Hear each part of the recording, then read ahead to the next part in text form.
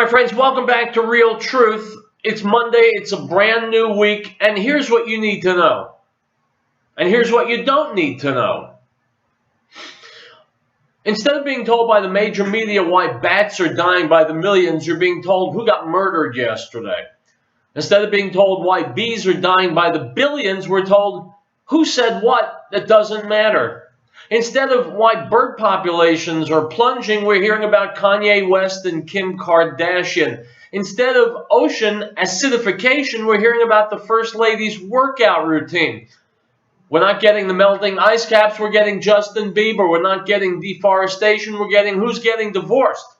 Instead of the dangers of natural gas fracking, we're hearing about drama in D.C.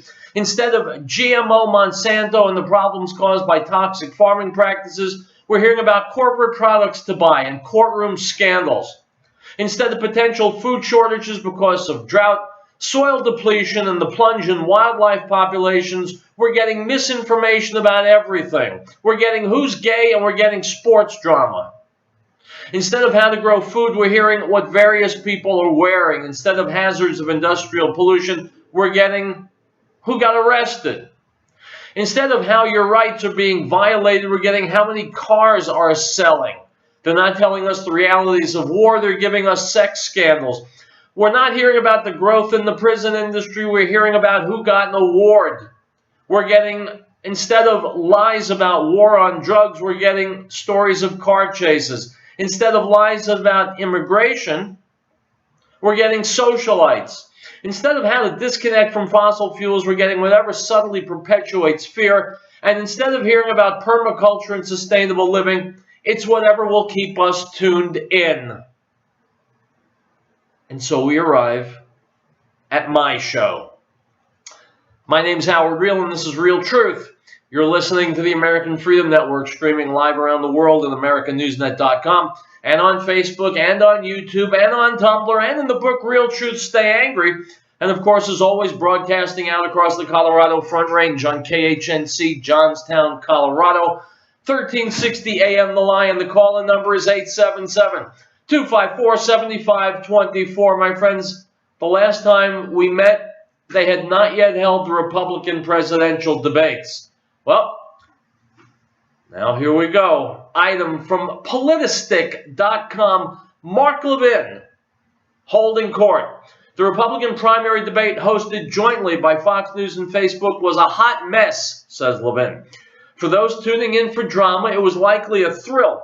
For those who wished for an honest discussion about serious issues, however, it was a cross between Jerry Springer and House of Cards. The hosting of the debate can best be compared to the kid on the playground that we all knew. You know the one, the kid who sought to exploit tensions, hoping to prompt the fight by saying, "I heard Johnny was talking mad crap about you. Are you going to take that?" Well, these kids existed in my day. With schoolyard fights being treated like domestic terrorism these days, I'm unsure if this role still exists in schools, but you get the point. It seems I'm not alone in my eye-rolling. Conservative radio host and unabashed truth-teller Mark Levin also blasted the debate format, claiming that Fox hosted a National Enquirer debate and owed America an apology. In an interview for the Breitbart News Saturday radio program, Levin claimed, quote, "I think that we were all duped. The fact of the matter is that this was a ratings gambit," unquote. Levin said that people were overlooked in the process, in the furtherance of the rating ploy. Even today, it's all about who has Megyn Kelly's back. We the people, this is our process. We don't get that many opportunities to go through the primary process. There are only 9 debates, he complained. Levin referenced the grilling of Donald Trump, a fact that's virtually undeniable. Questions were seemingly custom-tailored to sink to Donald, such as immediately asking who would not be willing to dogmatically support whatever Republican candidate emerges as the GOP's candidate. This included, of course, the famous back and forth between Megyn Kelly and Trump, as Kelly shamefully parroted the left's talking points and advanced the preposterous war on women narrative. This isn't a matter of who I support, but a matter of basic fairness to what a debate is to be like, Levin clarified. He also expressed disgust over the lengths at which Fox apparently went into opposition research. Discussing Kelly's question that referenced Trump's allegedly stating on his program, The Apprentice, that he wanted to see a woman on her knees, Levin pointed out that Fox had to comb through 185 episodes of the show to come up with, quote, a line that they had to take out of context about some lady on her knees. He didn't tell her to get on her knees. They brought it up to him. He responded to it, but not in a sexual context, unquote. Levin pointed out that Kelly was, quote, a lawyer. She has law review. She should know better, unquote. He also blasted Fox for offering a National Enquirer debate, not a Republican debate, and called it, quote, an embarrassment as far as I'm concerned. While the New York Times and CNN praised the event, I considered it an exploitation of the process, which is supposed to inform the American people. Not gotcha questions, not gossip. I think the American people are owed an apology. Levin is absolutely right. While it's undeniable and unfortunately to gather the short attention span of most Americans, there should be some thrills in the debate. Fox had a chance to shine a light on important issues and instead opted for cheap thrills and an unsubtle crusade to swamp Donald Trump, who, like it or not, is the current frontrunner of the GOP pack. Unquote. My friends, I was on Facebook, what was it? Yesterday. And there were a couple of people going back and forth about this Megyn Kelly blood comment that Donald Trump made. What did he mean? What was he intimating? How did she react? My friends, two reactions. First of all, I wrote to the people having this conversation, focus on issues and positions. Focus on policy. Don't focus on media gaffes. Well, they didn't want to hear that because the media gaffes are more fun. The second result is I started seeing suggestive photographs of Megyn Kelly on Facebook, which tells me, just as Mark Levin is pointing out, that Americans are not interested in what they consider to be the boring, tedious issues involved in politics and governance. What they're interested in is scandal. Who's insulting whom? Who got off the best one-liner? Who's posing in her underwear? Well, my friends, that's a great strategy for ruining this country even more than it's already been ruined. I know matters of life and death, the course of the country in the future, what kind of America we're going to hand our children. That's not as exciting as seeing Megyn Kelly in a negligee or hearing the latest outrage about Donald Trump. But the fact of the matter is, this country has been run by children for far too long. It's time for grown-ups to come on back and take an active hand, and that won't happen at present. We'll be back.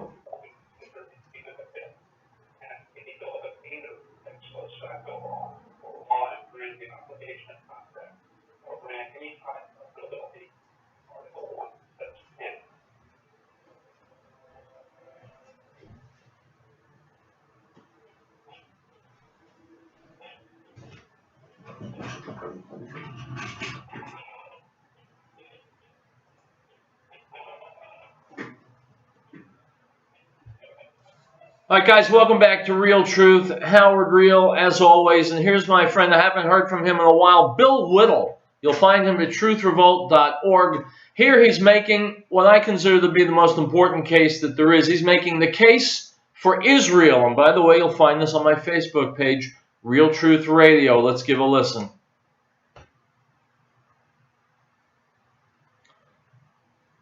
I say, let's give a listen. Come in, Bill Whittle. Huh? No good. My friends, my ongoing struggles with technology continue. Let me see if I can cue up Bill Whittle. I don't want to teach him any bad habits by letting him get off the hook. What he's got to say is especially important now because we've got a candidate running for president who wants to cut the amount of aid going to Israel, which I object to not only because I'm a Jew, but because it's a completely brainless thing to do for America. Israel is a vital ally, and saying we're going to cut funding for countries that hate America and for Israel is completely stupid. Here, I trust, is Bill Whittle. Hi everybody, I'm Bill Whittle, and this is the Firewall. Success.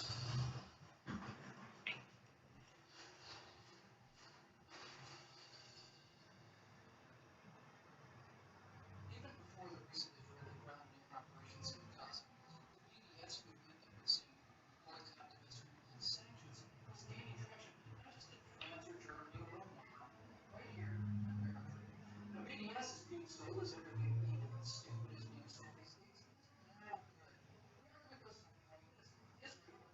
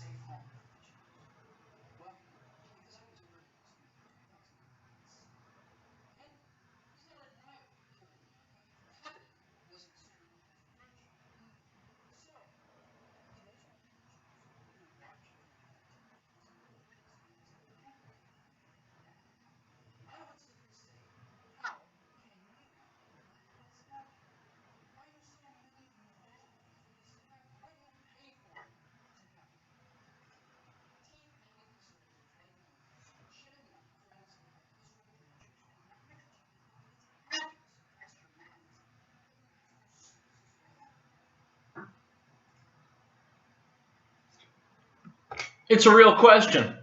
People hate Jews because people hate. Since Jews have been a historical victim, they're piling on because they need someone and something to vent their rage at. Well, for people like that, that's why they invented open windows. Item from the End of the American Dream blog. Were you sickened by the Republican debate the other night? The hype leading up to the debate was unbelievable. Never before had there been so much interest in a debate this early in an election season, and it turned out to be the most watched program on Fox News ever. A record-shattering 24 million Americans tuned in, and what they witnessed was an expertly orchestrated assault on Donald Trump. From the very first moment, every question that was launched at Trump was an attack question. And then the laughable focus group that followed was specifically designed to show that ordinary people were changing their minds, quote unquote, about Trump. By the end of the evening, it was abundantly clear that Fox News had purposely intended to try and destroy Trump's candidacy. And of course, Fox News is far from alone. Every mainstream news outlet in the entire country is running anti-Trump news stories every single day. Virtually every other presidential candidate in both parties is attacking him, and virtually every political expert, quote unquote, from across the spectrum is trashing his chances for success. So why is this happening? Normally, candidates that are not part of the establishment do not pose much of a threat. In order to win elections in this country, especially on a national level, you need name recognition and you need lots and lots of money. Donald Trump has both. And no matter what you may think of him, you have to admit he has star power. He was never supposed to run for president. You see, the truth is that only members of the club are allowed to play. The elite very carefully groom their candidates, and they are usually able to maintain a very tight grip on both major political parties. This two-headed abomination that we call the two-party system is in reality just a one-party system. Yes, many Democrats and many Republicans really do hate one another, but at the end of the day, there's very little difference between the two parties. That's why nothing ever really seems to change no matter who gets elected. George W. Bush continued almost all of Bill Clinton's policies, and Barack Obama has continued almost all of George W. Bush's policies. When they are running for office, they tell us what they think we want to hear, but once they get to D.C., they do exactly what the establishment wants them to do. Donald Trump, whether you love him or hate him, is a threat to this system. He's not controlled by the elite, and he does and says all sorts of things that drive the elite absolutely nuts. If he was polling below 5%, wouldn't be a problem. At first, the mainstream media attempted to portray him as a joke that would never get any real support. But since then, Trump has proven that he's a serious candidate with some very serious ideas about how to fix this country. Now that he's receiving far, far more support than the establishment choice, Jeb Bush, he must be destroyed. I can promise you right now the Republican establishment will pull out every dirty trick in the book to keep Donald Trump from getting the Republican nomination. And if Donald Trump runs as an independent, the elite will move heaven and earth to keep him out of the White House. This isn't even just about Trump. If Ben Carson starts getting too much support, he will be destroyed too. That's how the presidential elections in America work. What we witnessed during the Fox News debate the other night was not an accident. The goal was to make Jeb Bush look good and make Donald Trump look bad. The following comes from Mike Adams, quote, "The one thing that really stood out was the total fraud of what Fox News pulled off. It was clear from the first 5 minutes that Fox News had prearranged softball questions for Jeb Bush to highlight his, quote, heroic actions and accomplishments. Meanwhile, the kinds of questions directed to Donald Trump were all thinly veiled accusations and insults designed to attack Trump on a number of issues that had nothing to do with running the country. The typical questions went something like this, to paraphrase. Fox News, Jeb Bush, how did you get to be such an amazing leader? Donald Trump, why do you hate women? As if a debate with totally contrived questions wasn't enough, Fox News also had a prearranged assembly of apparently ordinary citizens who were asked after the debate how many of them now hated Donald Trump. And when the quote-unquote debate was over, the assault continued. If you've not seen the disgraceful focus group interview which Frank Luntz orchestrated, you can check it out below. I just about fell out of my chair when I saw that. Virtually everyone in the quote-unquote focus group that Frank Luntz put together supposedly had a positive view of Donald Trump before the debate, and then almost every single one of them supposedly became Trump haters during the course of the 2-hour debate. I'm sure that they were hoping that everybody in the viewing public would come to their senses and become Jeb Bush supporters. But of course, post-debate polling shows that it's not happening at all. The Drudge Report conducted a flash poll immediately following the debate, and a whopping 44.67% of those who responded said Trump won the debate. Ted Cruz was in second place with 14.31%. Jeb Bush got a measly 2.07%. My friends, we'll take a break. Think while we're gone. Think about how politics and leadership in this country have been torpedoed by the power establishment. We'll be right back.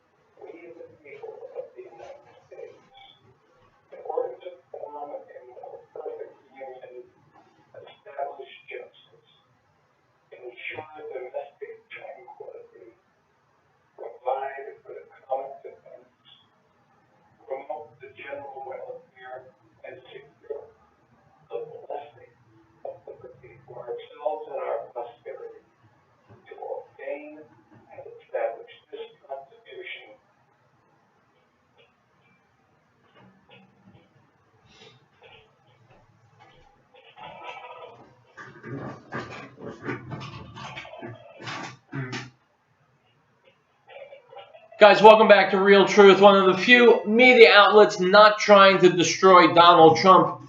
See, the thing is, there's a phrase in the business world these days, it's relatively recent, it's the disruptive. Donald Trump is disrupting business as usual, which is a pretty good thing because business as usual is killing the United States of America.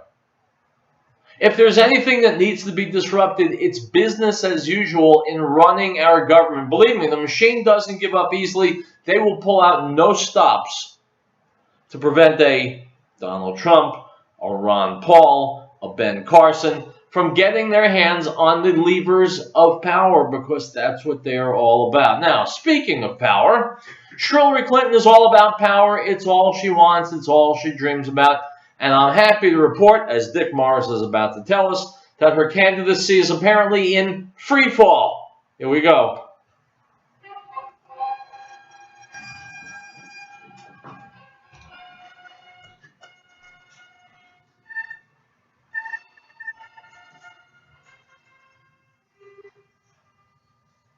There's no other way to describe it. Hillary Clinton is in free fall. She started with ratings in the high 60s when she left office as Secretary of State, plunged through the 60s, through the 50s, through the 40s, and in the most recent poll landed with a splash at 40% favorability. Clinton's at vote 51 unfavorability. Now, in a previous video, I had spoken about the strategic importance of 40, because 40 is the level that Obama has fallen to in his most negative periods as president. His ratings My have gone friends, up by the very way, let me hold on to this video for a second. but What what is going on in the craniums of the people that 40% who approve of Hillary Clinton? Are they taking drugs? Are they busy watching reality shows and sports all day long and never look at news? What is the matter with these 40%? 40% is a sizable chunk, and they are as dumb as a rock. These are the idiots who vote. These are the idiots who gave us Barack Obama not once but twice. You know, it's good that 51% of people recognize that Hillary's garbage, but this 40% really upsets me. Let's go back to the video. low 40 during 9 months. And that's an extraordinary feat. Bush's ratings, for example, went forward down to 27 at one point. When he left office, it was 34. But Obama's have held at 40. And that's because his base, the African American, Latino, gay, green, union, single mother base, will never say they disapprove of him. They'll always approve of him because it's part of their partisanship. And as a result, you don't get a real reading on their view of his job performance because they're going to support him all the time. The question is, will that base transfer to Hillary? And the key of that is going to be, will Hillary remain at or above 40? But now she's at 40, and we need to follow closely to see if she drops further. But the decrease has been astonishing. Hillary has dropped 10 points in the last month. Are the Democrats really going to nominate a candidate who commits suicide, homicide on them, suicide on herself? Will they really nominate someone who is unelectable? It is incredible. And the amazing thing about the success is that nobody's let it rub on. Nobody has attacked Hillary. No negative ads, no political attacks. There haven't been any opponents who've been bad-mouthing her. Sanders doesn't do it. The Republicans don't even do it. This is all self-inflicted by Hillary. And the only people who are giving negatives on her are the media, who on the whole in the past have been biased to the Democrats. But they just cannot put up with this email scandal, the classified information scandal, and now it appears that it was hundreds of items of classified information that she shared on her private email server. This scandal never ends. It never gets bottom. Hillary is just absolutely crashing. Thanks for watching. Today's lunch My friends, Hillary is absolutely crashing, and believe me when I tell you, it couldn't happen to a better person. Because of all the candidates who are bad for America, she is the baddest for America. She's not so good for her own husband either. Item from the Wall Street Journal, Dateline, Washington. Iran so far has refused to allow United Nations inspectors to interview key scientists and military officers to investigate allegations that Tehran maintained a covert nuclear weapons program. The head of the UN's nuclear watchdog said in an interview Wednesday, unquote. And so to all the meatheads out there who said, oh, that's a good deal. The Iran deal's a good deal. We support the deal. To all those meatheads, this comes as no surprise that Iran will not contribute to any kind of real understanding of its nuclear capability. They will hide They will fake, they'll feint, they'll do everything to get away with building their nuclear weapons despite the deal. This was known well in advance. Even Barack Obama knew it. The only reason he signed this deal is because he wants a nuclear Iran. If no one in the media has said that yet, well then, let me be the first.